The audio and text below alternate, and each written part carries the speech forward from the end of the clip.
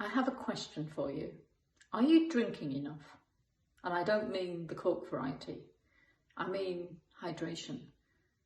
Many people are not hydrating properly, which actually has some adverse effect on our body. So what is enough and why is it important? Well, our bodies are actually made up of primarily water. Our lungs are 73% water, our eyeballs are 98% water, and our heart and our muscles are something in between. So when we don't hydrate properly, we put stress on all of those aspects of our body.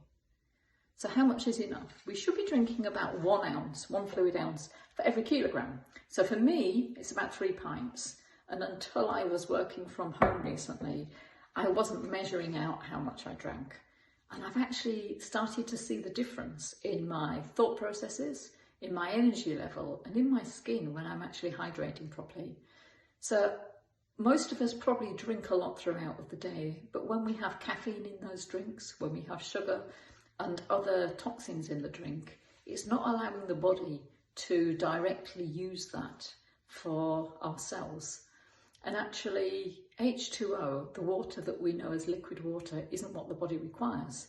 The body has to convert that into a different form, into H3O2, which is also nicknamed easy water, which is actually a gel.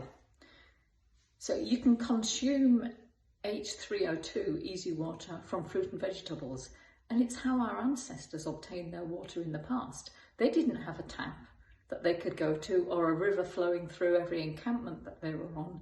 They were able to find water through their food sources. So good sources for gel water are cucumber, watermelon and coconut water.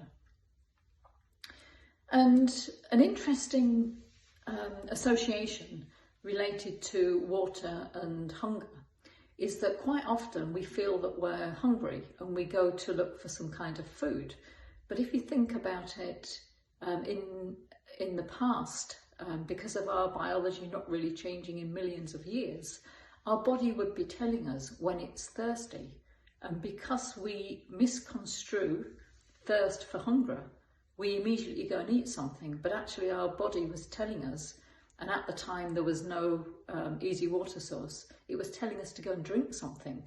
We had to eat food to get the water content to nourish us. So if you, as many people at the moment are at home and probably grazing all day because we're around the kitchen, ask yourself a question. Is that actually hunger or is it thirst?